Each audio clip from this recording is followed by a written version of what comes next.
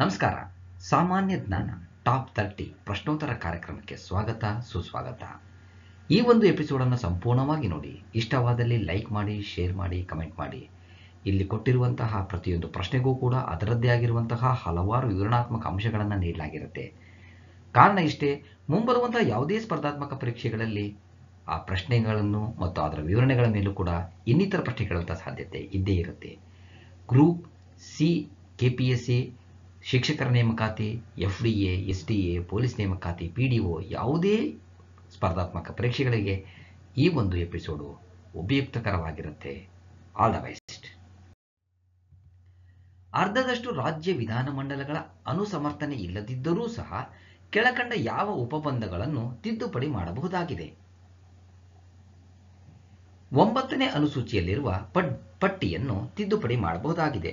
ಸಂವಿಧಾನದ 9ನೇ ಅನುಸೂಚಿಯಲ್ಲಿ ಪಟ್ಟಿ ಮಾಡಿರುವಂತೆ ಅರ್ಧದಷ್ಟು ರಾಜ್ಯ ವಿಧಾನಮಂಡಲಗಳ ಅಸಮರ್ಥನೆ ಇಲ್ಲದಿದ್ದರೂ ಸಹ ಉಪಬಂಧಗಳನ್ನು ತಿದ್ದುಪಡಿ ಮಾಡಬಹುದು. 2 ಈಸ್ ದಿ ರೈಟ್ ಆನ್ಸರ್. 20ನೇ ಅನುಚ್ಛೇದವು ಈ ಕೆಳಕಂಡವರಿಗೆ ಆಯ್ಕೆಯ ಶಿಕ್ಷಣ ಸಂಸ್ಥೆಗಳನ್ನು ಸ್ಥಾಪಿಸುವ ಮತ್ತು ನಡೆಸಿಕೊಂಡು ಹೋಗುವ ಹಕ್ಕನ್ನು ಖಾತರಿಪಡಿಸುತ್ತದೆ. ಧರ್ಮ ಅಥವಾ ಭಾಷೆಯನ್ನು ಆಧರಿಸಿ ಎಲ್ಲ ಅಲ್ಪಸಂಖ್ಯಾತರಿಗೂ. ಸಂವಿಧಾನ ಭಾಗ 3ರಲ್ಲಿ ವಿಧಿ 30ರಲ್ಲಿ ಶೈಕ್ಷಣಿಕ ಸಂಸ್ಥೆಗಳನ್ನು ಸ್ಥಾಪಿಸುವುದಕ್ಕೆ ಮತ್ತು ಅವುಗಳ ಆಡಳಿತ ನಡೆಸುವುದಕ್ಕೆ ಅಲ್ಪಸಂಖ್ಯಾತರಿಗೆ ಹಕ್ಕನ್ನು ನೀಡಲಾಗಿದೆ. 3 ಈಸ್ ದಿ ರೈಟ್ ಆನ್ಸರ್. ಈ ಕೆಳಕಂಡ ವಿವಾದಗಳ ಬಗ್ಗೆ ಸರ್ವೋಚ್ಚ ನ್ಯಾಯಾಲಯವು ಯಾವುದೇ ಮೂಲ ಅಧಿಕಾರ ವ್ಯಾಪ್ತಿಯನ್ನು ಹೊಂದಿರತಕ್ಕದ್ದಲ್ಲ. ರಾಜ್ಯ ಸ್ವಾಮ್ಯದ ಸಾರ್ವಜನಿಕ ನಿಗಮ ಮತ್ತು ಭಾರತ ಸರ್ಕಾರದ ನಡುವಿನ ವಿವಾದ. 4 ಈಸ್ ದಿ ರೈಟ್ ಆನ್ಸರ್.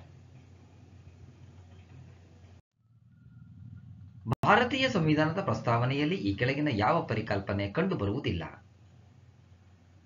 ರಾಷ್ಟ್ರೀಯತೆ. ಭಾರತೀಯ ಸಂವಿಧಾನದ ಪ್ರಸ್ತಾವನೆಯಲ್ಲಿ ರಾಷ್ಟ್ರೀಯತೆಯ ಪರಿಕಲ್ಪನೆ ಕಂಡುಬರುವುದಿಲ್ಲ. 3 ಈಸ್ ದಿ ರೈಟ್ ಆನ್ಸರ್. ಗಾಂಧೀಜಿಯವರನ್ನು ರಾಷ್ಟ್ರಪಿತ ಎಂದು ವರ್ಣಿಸಿದವರು? ಸುಭಾಷ್ ಚಂದ್ರ ಬೋಸ್. ಗಾಂಧೀಜಿಯವರನ್ನ ಸುಭಾಷ್ ಚಂದ್ರ ಬೋಸ್ ರಾಷ್ಟ್ರಪಿತ ಎಂದು ವರ್ಣಿಸಿದರು. 3 is the right answer. Winston Churchill Mahatma ಗಾಂಧಿಯವರನ್ನು ಹೀಗೆ ಕರೆದಿದ್ದಾರೆ? ಅರಬೆತ್ತಲೆ ಫಕೀರ. ವಿನ್ಸ್ಟನ್ ಚರ್ಚಿಲ್ ಮಹಾತ್ಮ ಗಾಂಧಿಯವರನ್ನು ಅರಬೆತ್ತಲೆ ಫಕೀರ ಎಂದು ಕರೆದಿದ್ದಾರೆ. ಇನ್ನು ಬಾಪೂಜಿ, ವಲ್ಲಭಭಾಯ್ ಪಟೇಲ್, ಮಹಾತ್ಮ ರವೀಂದ್ರನಾಥ ಠಾಗೂರ್ ಹಾಗೂ ರಾಷ್ಟ್ರಪಿತ ಅಂತೇಳಿ ಸುಭಾಷ್ ಚಂದ್ರ ಬೋಸ್ ಕರೆದಿದ್ದಾರೆ. 4 ಈಸ್ ದಿ ರೈಟ್ ಆನ್ಸರ್. ವಿಜಯನಗರವನ್ನು ಮರೆತು ಹೋದ ಸಾಮ್ರಾಜ್ಯ ಎಂದು ವರ್ಣಿಸಿದ ಇತಿಹಾಸಕಾರರು ಯಾರು? Robert Sewell. ರಾಬರ್ಟ್ ಸಿವೆಲ್ ಅಧಿಕಾರಾವಧಿ 1845ರಿಂದ 1925. ಮದ್ರಾಸ್ ಪ್ರಾಂತ್ಯದಲ್ಲಿ ಒಬ್ಬ ನಾಗರಿಕ ಅಧಿಕಾರಿಯಾಗಿ ಕಾರ್ಯನಿರ್ವಹಿಸಿದ್ದು, ವಿಜಯನಗರ ಸಾಮ್ರಾಜ್ಯವನ್ನು ಅರಿತು ಅದನ್ನು ಮರೆತು ಹೋದ ಸಾಮ್ರಾಜ್ಯವೆಂದು ವರ್ಣಿಸಿದ್ದಾನೆ. 2 is the right answer. Basel Evangelical Mission ರವರು ತಮ್ಮ ಚಟುವಟಿಕೆಗಳನ್ನು ಕರ್ನಾಟಕದ ಯಾವ ಸ್ಥಳದಲ್ಲಿ ಆರಂಭಿಸಿದರು? ಮಂಗಳೂರು. ಬಾಸೆಲ್ ಇವಾಂಜೆಲಿಕಲ್ ಮಿಷನ್ ರವರು ತಮ್ಮ ಚಟುವಟಿಕೆಗಳನ್ನು ಮಂಗಳೂರಿನಲ್ಲಿ ಆರಂಭಿಸಿದರು. 3 ಈಸ್ ದಿ ರೈಟ್ ಆನ್ಸರ್. 1829ರಲ್ಲಿ ಸತಿ ಪದ್ಧತಿಯನ್ನು ನಿರ್ಮೂಲನೆ ಮಾಡಿದವರು ಯಾರು?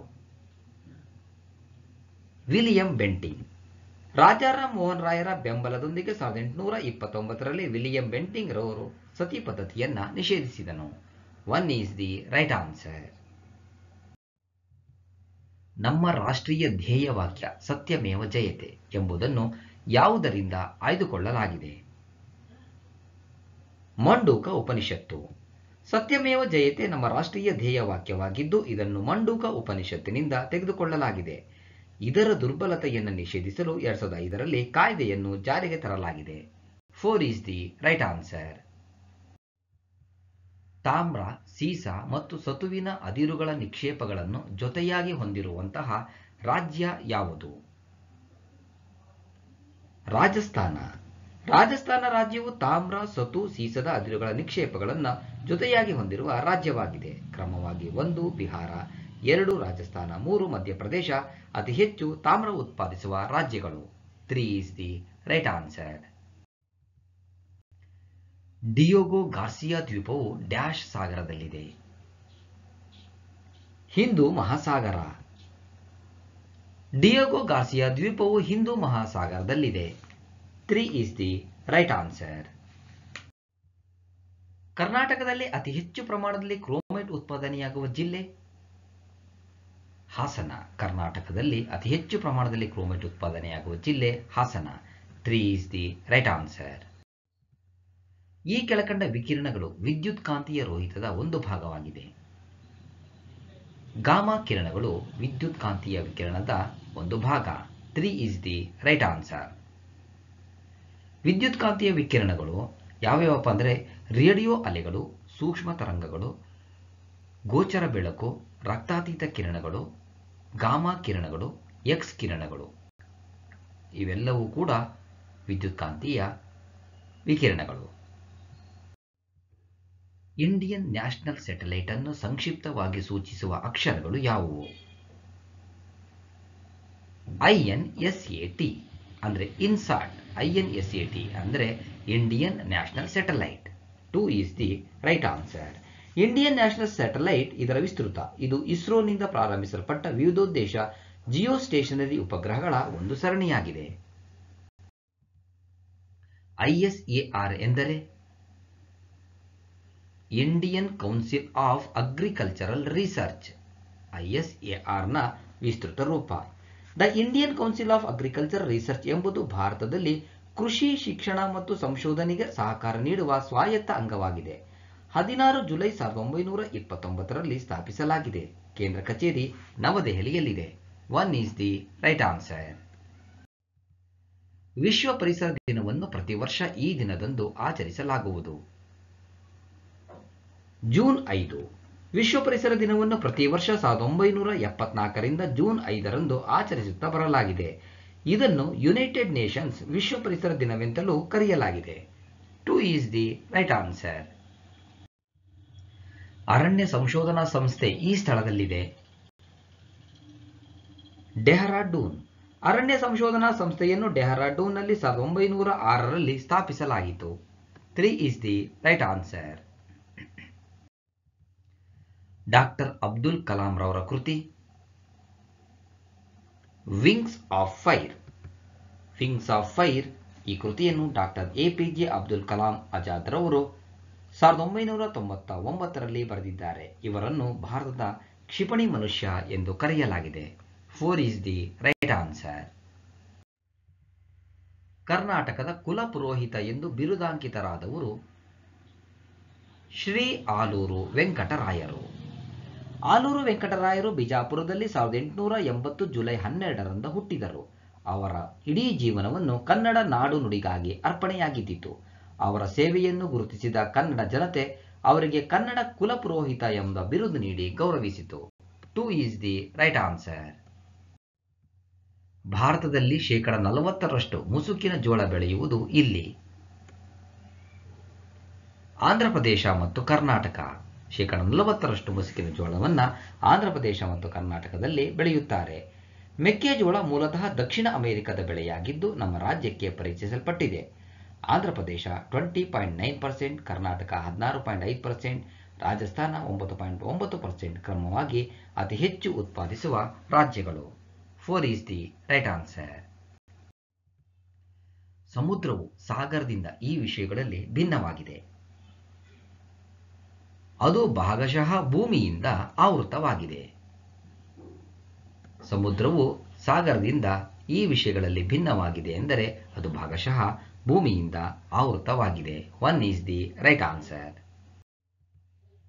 ಭಾರತದ ಸಂವಿಧಾನದಲ್ಲಿ ಎಷ್ಟು ವಿವರಣಾ ಪಟ್ಟಿಗಳಿವೆ?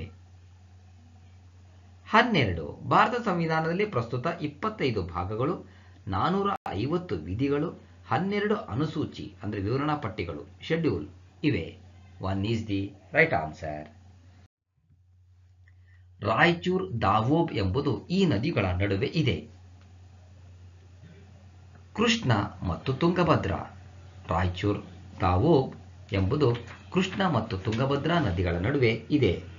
ರಾಯಚೂರು ದಾವೋದ್ ಎಂಬುದು ದಕ್ಷಿಣ ಭಾರತದ ರಾಜ್ಯಗಳಾದ ತೆಲಂಗಾಣ ಮತ್ತು ಕರ್ನಾಟಕದಲ್ಲಿನ ತ್ರಿಭುಜ ಪ್ರದೇಶ. ಇದು ಕೃಷ್ಣಾ ನದಿ ಮತ್ತು ಅದರ ಉಪನದಿಯಾದ ತುಂಗಭದ್ರಾ ನದಿಯ ನಡುವೆ ನೆಲೆಗೊಂಡಿದೆ. ವರ್ಮಿ ಕಾಂಪೋಸ್ಟಿಂಗ್ ಇದಕ್ಕೆ ಸಂಬಂಧಿಸಿದ್ದು. ಸಾವಯವ ತ್ಯಾಜ್ಯವನ್ನು ಕಪ್ಪು ಮಣ್ಣಿನ ವಾಸನೆಯ ಪೋಷಕ ಸಮೃದ್ಧ ಹ್ಯೂಮಸ್ ಆಗಿ ಎರೆಹುಳು ಮತ್ತು ಸೂಕ್ಷ್ಮ ಜೀವಿಗಳ ಬಳಕೆಯಿಂದ ಪರಿವರ್ತಿಸುವುದು.